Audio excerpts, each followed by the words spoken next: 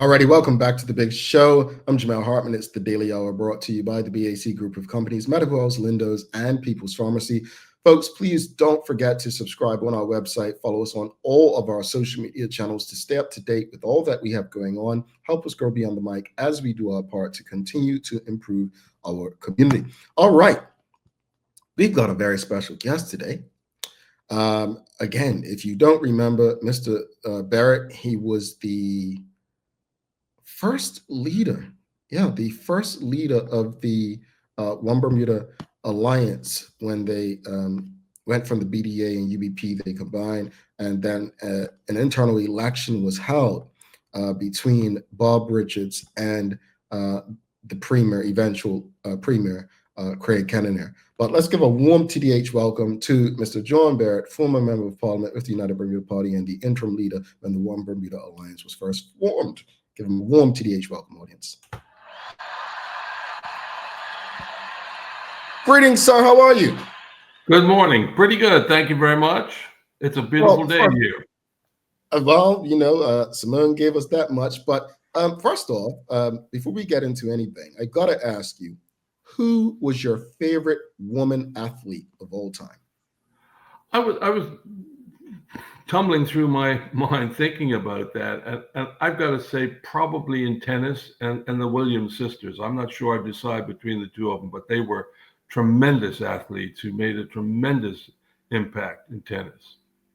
All righty. I think a consensus from the audience, definitely the Williams sisters. I actually did not know that much about them, like their story, until I saw the movie with Will Smith to get an understanding. I mean, they had no childhood. They were like brutally like training so hard. So glad that they saw the rewards of what they put in.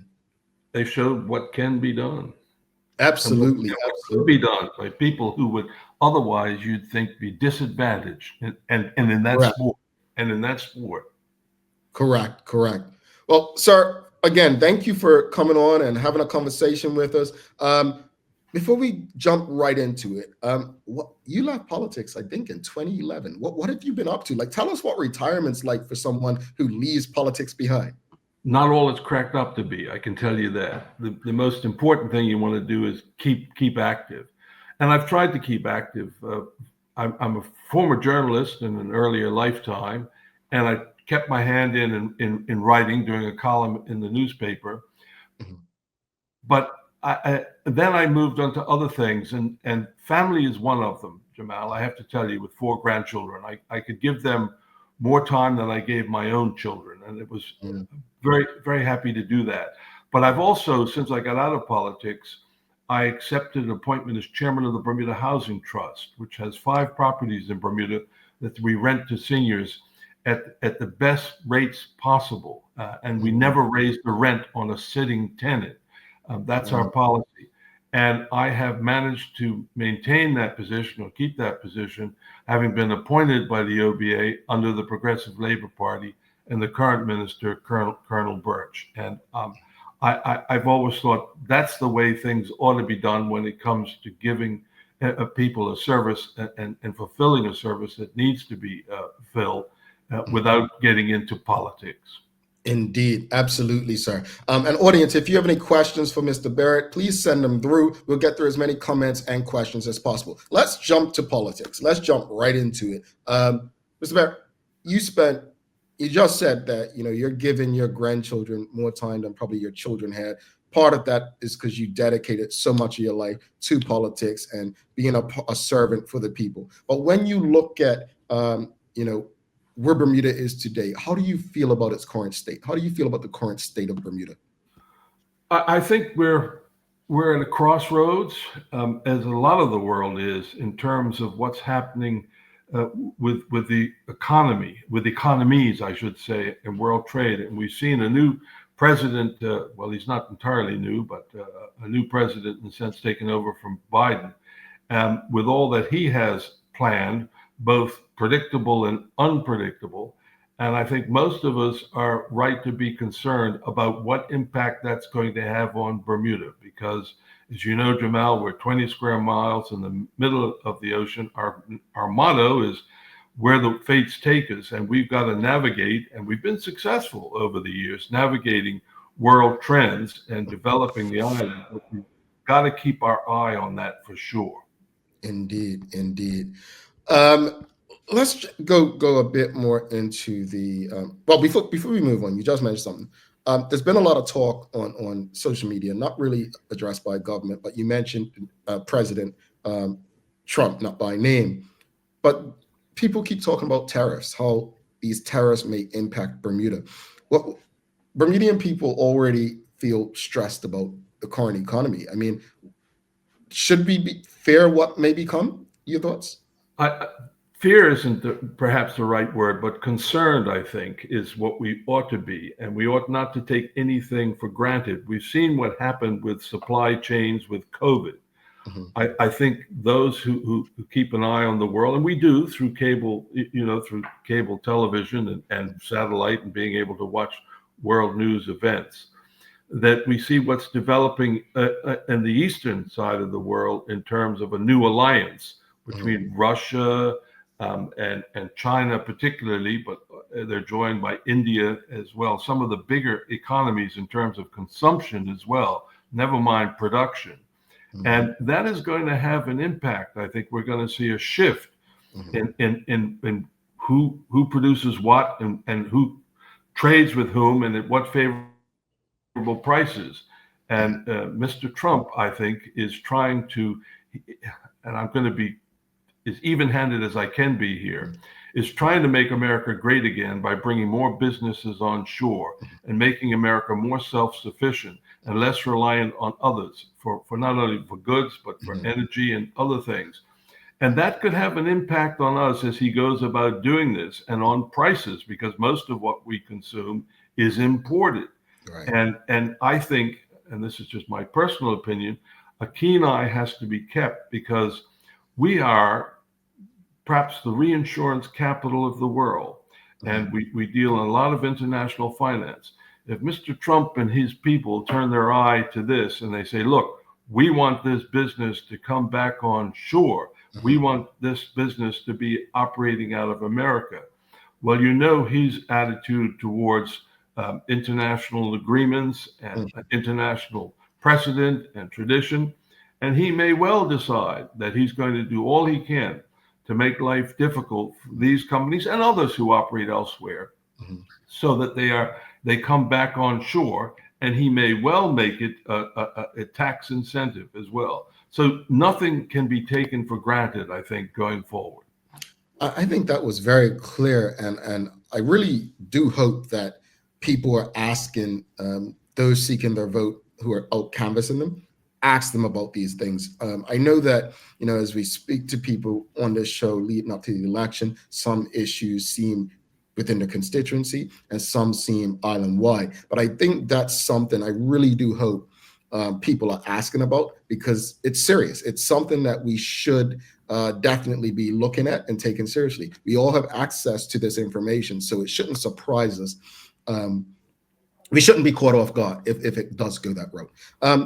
Let's go to the politics. Now, it was rumored, you can confirm yay or nay, it was rumored that in 2020, you were canvassing with the then PLP candidate, Vance Campbell in C9. Oh, well, that's not a rumor. That was a fact. Okay. I worked with Vance at the Bermuda Housing Trust, and when I was appointed chairman, and he had previously been appointed by the Progressive Labor Party Mhm. as deputy chairman, and he Mhm. was a Progressive Labor Party member. He and I had a conversation, and he said, John, I'm going to continue to work. This is an important body of work that we do, and I'm happy to work with you, even though you're chairman. And over the years, I got to know Vance is someone who works hard, who is diligent, who does fit the mold of public servant. Mhm. So when he ran again for the third time, and Trevor Munnis had stepped down, a former colleague of mine in the United Bermuda Party, Mhm. Vance and I had a conversation. I said, good luck. And I said, do you need help? And he said, yes. I said, well, I'd be prepared to come out and speak on your behalf on the doorstep with people because I know you. And Right. you'd make a good member of parliament. And so labels, Mhm. parties, I put that to one side. I knew the man. So, what are your thoughts since then Hmm. on him crossing the floor? That came as a complete surprise to me. I have to tell you, and I told Vance as well, and we had a subsequent conversation. And I understood some of his reasoning for it. I didn't entirely agree. I told him that. But he is his own man, and he now has standing in that constituency. Heck, he ran there 2 times and lost before he won. So he doesn't necessarily need me to hold his hand this time around. And believe me, before this election came up, I had serious doubts about whether I wanted to be out canvassing in any event, because it is arduous, I have to tell you. Indeed. Thank you for that clarification. Moving on, there's been what's been reported as a record number of independent candidates running in this election. What are your thoughts on that? Well, the most commonly used word I find in talking with people, and people do talk to me about it, that's one of the things, is not just a former politician, but as I describe myself, a recovering politician. The word that's used a lot, and maybe overused, is interesting. This is going to be an interesting election where there are over 100 candidates. 10 constituencies, I think, have 4 candidates to choose from. And on the other hand, there are 8 that only have 2, which is the way it used to be. And I think people are going to have to decide, where they want to put their X, and they're going to have more choice. But there's a lot at play here, in my mind, in any event. In politics, there's always what I call the pendulum swing. Any government finds there's usually drag. When there are problems, when there are issues, the people who get blamed first are government, because government didn't do this or do that. So there's that factor at play, and that's going to come into play, I think. And I think also there is a growing, not just in Bermuda, but worldwide, disenchantment with politics and disillusionment. And if you look at the voter turnout in the last elections, it's been descending. From in 2003, 77% of the registered voters turned out. In 2007, it went to 75%, not a big drop. In 2012, down to 70%. And in 2020, it was down to 55%. Now, granted, that was what I call the COVID election. But turnout is going to be a big factor. And I don't know how excited people are. And Simone put up a little mini poll that showed the number of people who aren't hopeful. And people, I think, develop the attitude, it don't matter who you put in, nothing's going to change. And you get a lot of that. And I'm not sure there has been a great deal of excitement outside the party, the bases of each party, for this particular election, coming as it did as a kind of surprise before the budget and when students are away. And I think most people thought we were going to have a spring or summer election. Yeah. So it's come as a bit of a surprise, and it'll be interesting to see. But Jamel, look, they say a day is a long time in politics, and we've got just under 2 weeks now before the actual voting date. And a lot can happen in that period of time. And what I mean by that, well, I think you'll see the campaigns pick up. Today, we've seen it already. The OBA's come out strongly against independents. You vote for an independent, you're wasting your vote. And last night on TV, the former Premier Michael Dunkley was on there with John Swan, separate interviews, but both, one saying, don't waste your vote on an independent. And John Swan's explaining why a vote for an independent would be a good thing. And so there are going to be other things like this that develop that are going to may cause some people to change their mind. And if they haven't, or if they've made up their mind already, and others will help make up their mind.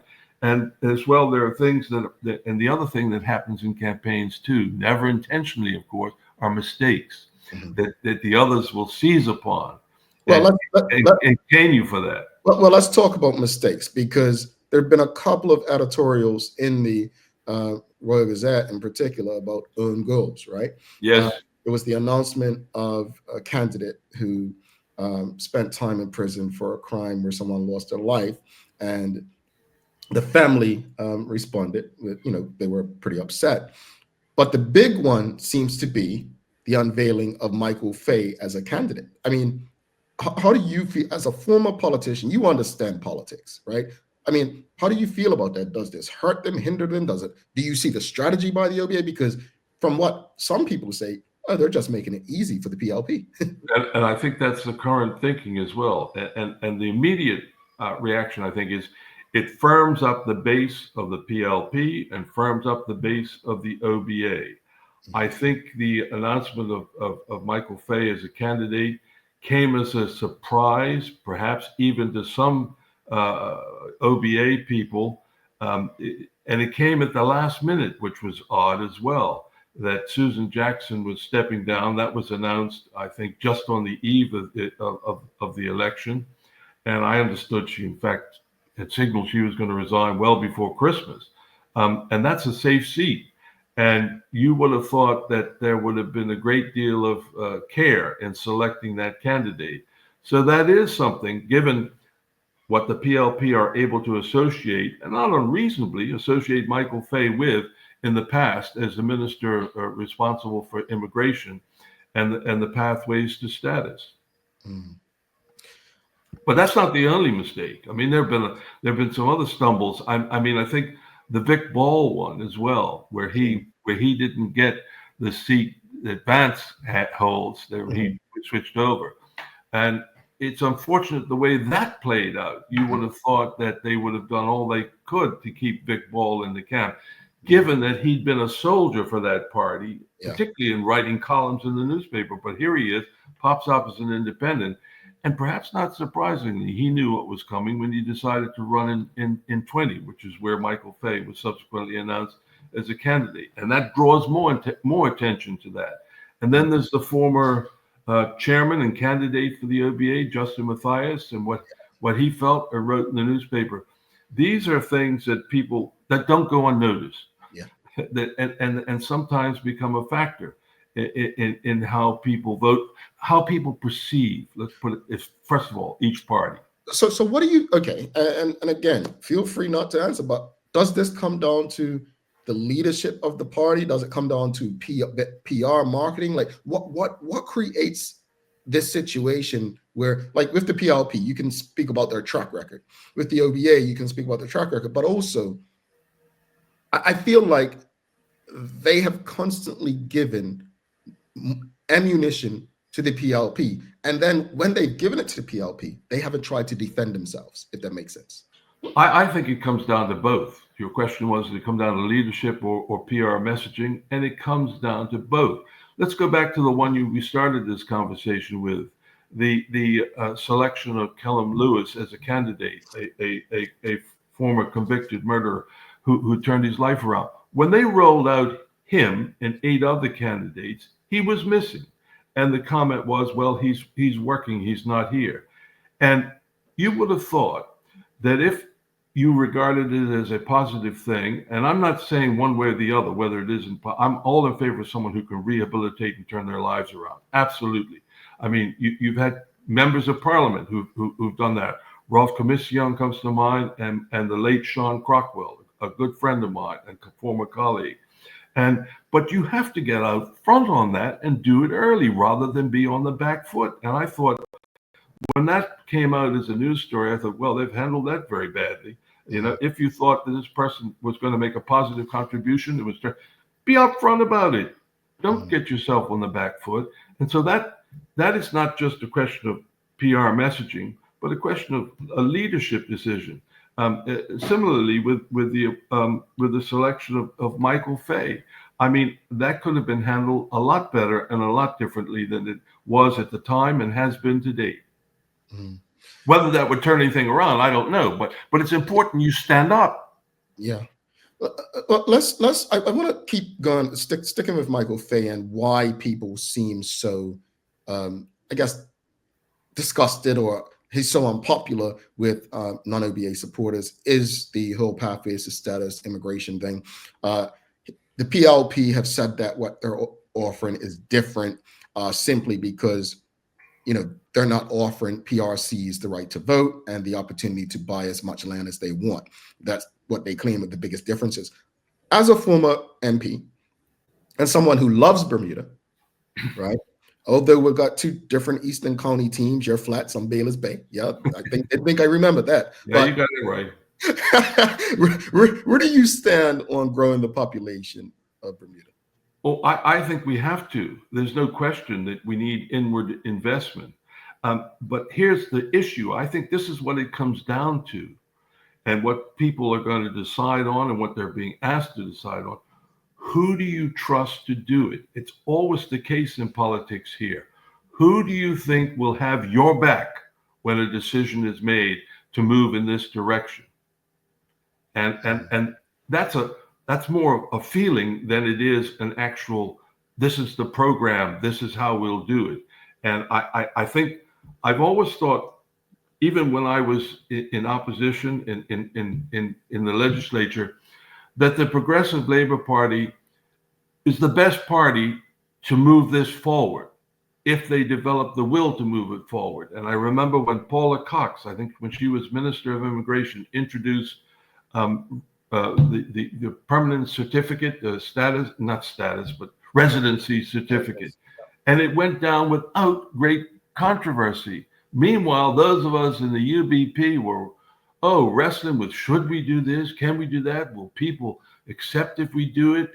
But the Progressive Labor Party was able to do it. And I think the profound difference was, and this is my humble opinion, people were more likely to trust the Progressive Labor Party with this hot issue than they were the United Bermuda Party.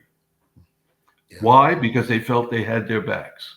And that's going to be an issue in this election too. Who do you think has our backs with all that we're facing? And who can deliver as well, of course. Indeed. Audience, again, if you have any questions or comments for Mr. Barritt, please send them through.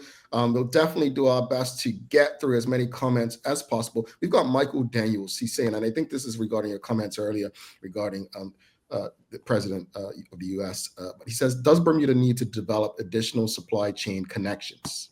It's always, yes, is a short answer. Always good to have a plan B. Okay.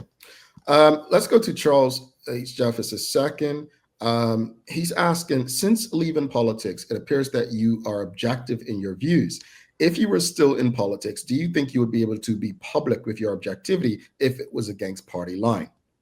I'd like to think I would be, Charles, and I like to think when I was in Parliament that I spoke even-handedly and fairly, and I didn't indulge in a lot of party excess. I think you'll find with my record, I was a person who tried to not cross the floor, but work across the floor in developing more committees so that we could operate by consensus and roll up our sleeves together.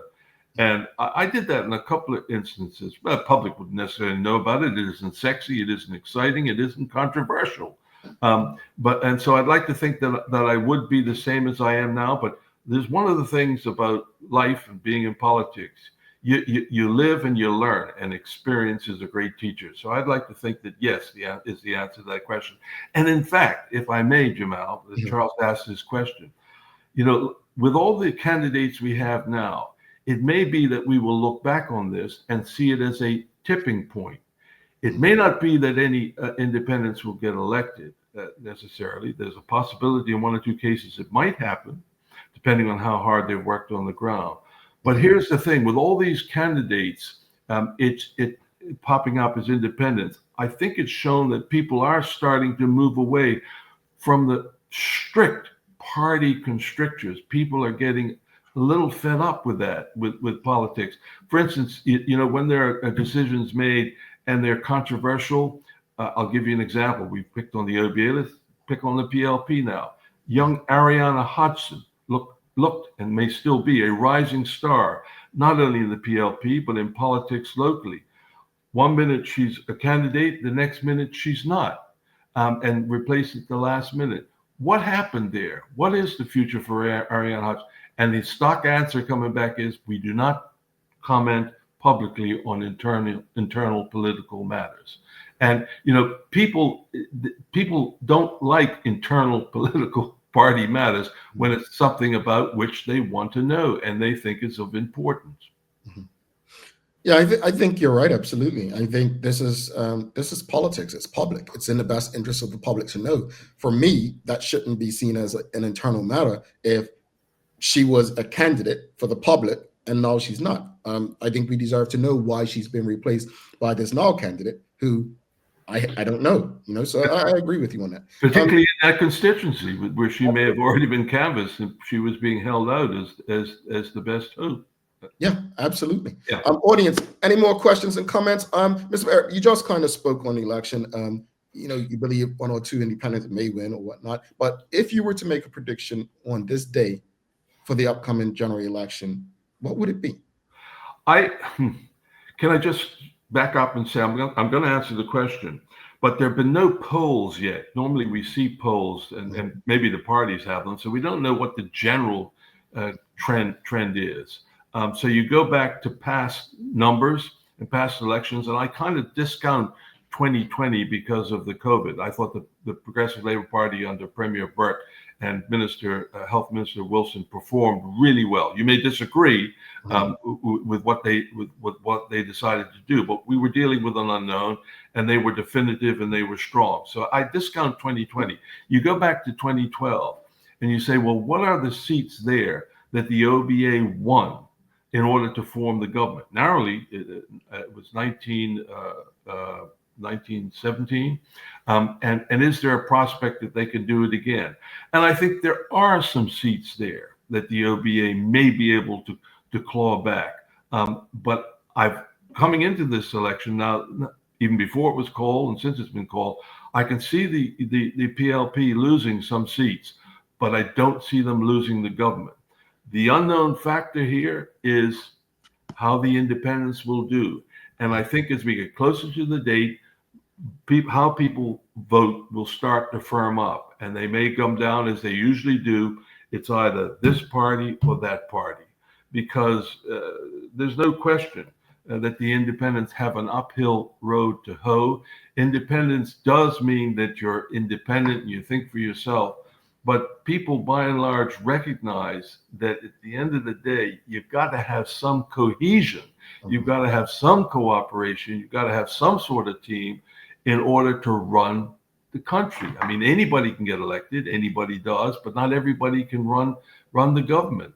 And that's going to be an issue that I think people are going to be focusing in on more and more. Now, people may feel in some areas, they say, I've had enough of party politics. I don't care whether it's him or her or you, which party or whatever. It's time to change things up. And that's a little bit of what happened in the United States, Jamel. Let's face it. Why Trump is so popular with people you would have thought would have voted otherwise. But people are fed up, and so it goes. And it may be a factor here, but it's still 13 days to go. Don't start counting your chickens just yet. Yeah, it's interesting you said that, because I thought of that last week. I said, there's been no polls. And what you said, I hope people understand what you said, is maybe the parties have done them, but those polls are not looking favorable, so they haven't shared the results publicly, right? They rarely do, though. They will get out somehow, sometime. And let me tell you, when I was in the United Bermuda Party and running in elections, they give us polls. They usually told you what they thought you wanted to hear. You can massage results. The interesting ones to go by sometimes are the independent ones. I say independent in quotation marks. The Royal Gazette have them from time to time. But even they have been wrong. And Bermudians tend to be overpolled and have been in the past. And again, they sometimes tell people what they think they want to hear. I stopped trusting polls a long time ago. I understand the statistics. I get it. But they are a factor. They are something to take into account when you're making your assessment. But I'm always driven back to the numbers. And then what are the constituencies that might be picked off? Like, for instance, can I just pick one? Yes, sir. Go back to 2012, where the OBA, which ones did they won some narrowly? Constituency 2. That was one. Yeah, that's right, by 4 votes. Yep. Now you got to say, well, that's got to be a swing constituency. But then the PLP, when Kim Swan went PLP, was no longer an independent. They won by 400. Yeah, it's kind of hard to regard that as a swing seat. But there are some in Warwick that I think where number 25, for instance, was won by the OBA by 150 votes in 2012. but then it was won by the PLP in 2020 by just 45 votes. Right. So these are the ones, if you've got a strong candidate and they canvass, because I know people say policies are important, but so is the human touch. Yeah. You know, I found that from my days. People want to see you, and people say, well, I've had town hall meetings, I was at the supermarket. That don't count. I got to tell you, in my book, people want to, if they want to see you, if they want to see you on their terms, not on your terms. And their terms means you go in the house and you talk about the bread and butter issues. And people are wise enough around in Bermuda. They know you're not going to solve every problem. Yeah. But is your heart in the right place? Are you going to have my back? Do you respect me? Will you come back and tell me this, that, and the other? And in a place like Bermuda, where their average 1,200 voters per constituency, that counts. That counts for a lot, man. It counts for a lot, particularly in close races. Yeah. Yeah. It's going to be an interesting election either way. You used that word, interesting. Yeah, I sure did. But in saying that, though, I mean, Mr. Barritt, this is a time where we really don't know what's going to happen. I mean, I remember 2012, and even some OBA supporters didn't think they had a chance of winning, right? Because of the way the constituencies were set up. And all it takes is people not to go to the polls at this point for it to be a close election. People, you saw what Simone shared, you know, people are hopeless. What would you say to Bermudians who just feel like they can't trust anyone when it comes to politics? Like, regardless of who I vote for, it's not going to change anything. There are a lot of people who just aren't sure if they're going to participate. If they participate, they may spoil their ballots. What would you say to those people? That's a good and a tough question, Jamel. If I was running, of course, I'd be convincing them that their vote counts, and it's important that they get out and vote and make a statement. And generally speaking, that's true. But people, you make a statement too by not voting, and that happened in the 2012 election when PLP supporters, particularly, didn't come out.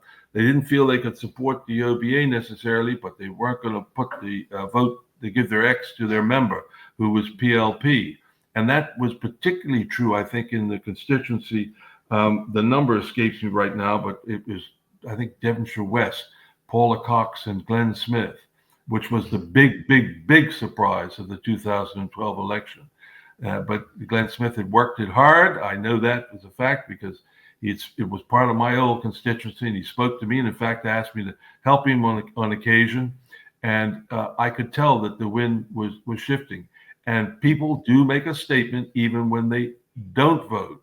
And every election, of course, is crucial. The future's at stake, and so forth and so on. But I implore people, I invite people to do what they think is right, but not to completely ignore what's at stake and who they have to choose from. And of course, they have more to choose from in some constituencies. I say there are only 8 with 2. And most of those are pretty straightforward, so-called safe seats. I think it's the others where your vote is and can be crucial. But there's no question we need a change in Bermuda. And sorry, I'm going to go on my hobby horse. What I've always tried to promote is change in the way we govern ourselves, the way in which we relate to each other in governance and in politics.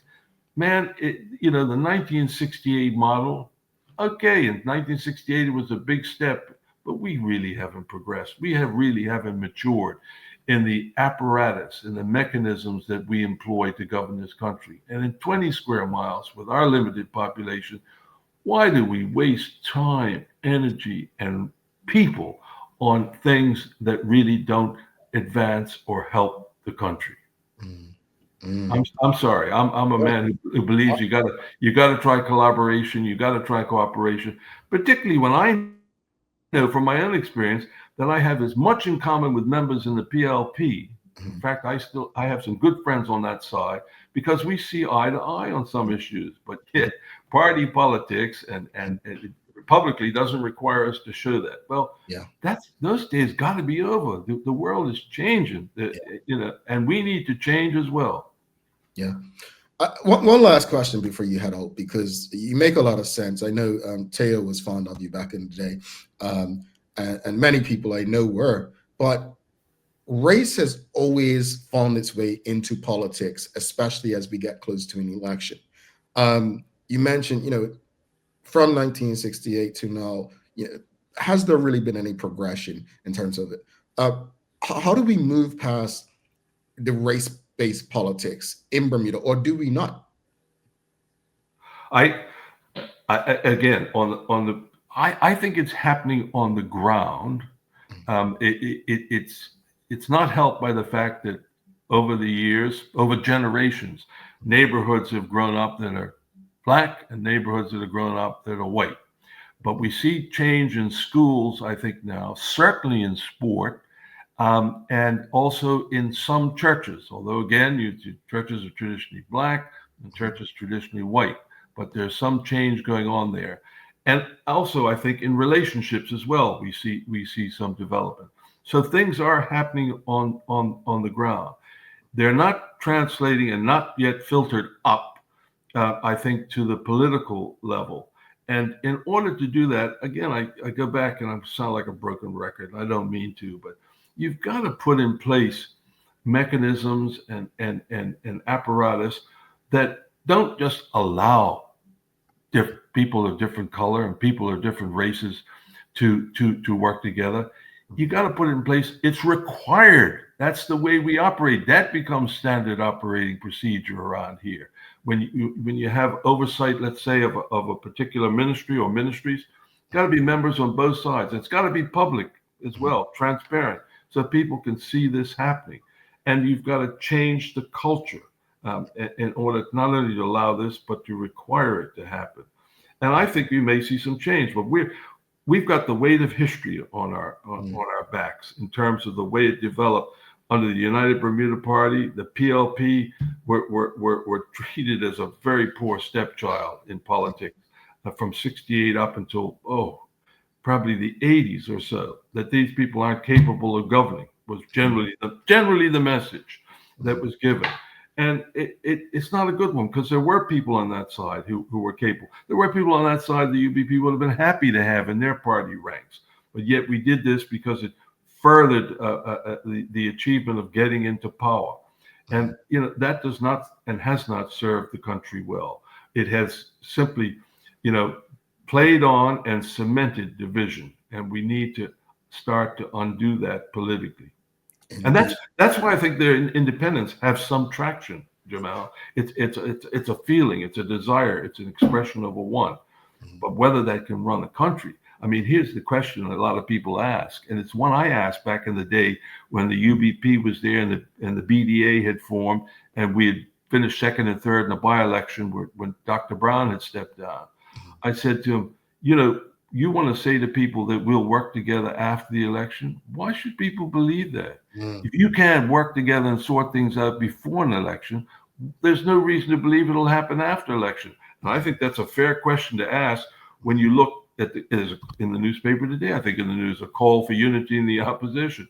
And there was one before the election. When I say the opposition, I mean the independents and the OBA, and nothing's happened. So maybe people say, well, they'll be forced to work together if they're elected, and they need the independents to form a government.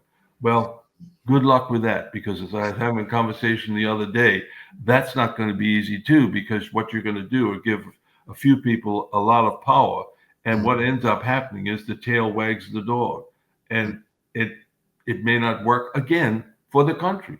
Yeah. Indeed. Thank you for that. One last question from the audience. Charles H. Jefferson II, he's asking, does Mr. Barritt believe that Bermudians living overseas should have an opportunity to vote in Bermuda, not just students? Let me see if I can break this down very quickly. The answer is not if you're living overseas and that's now your residence in your home and you're living and paying taxes there.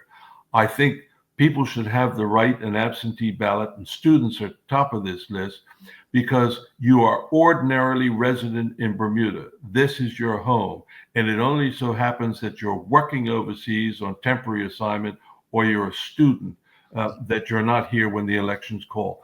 Those are the first people who should be we should be addressing in any legislation to give a vote.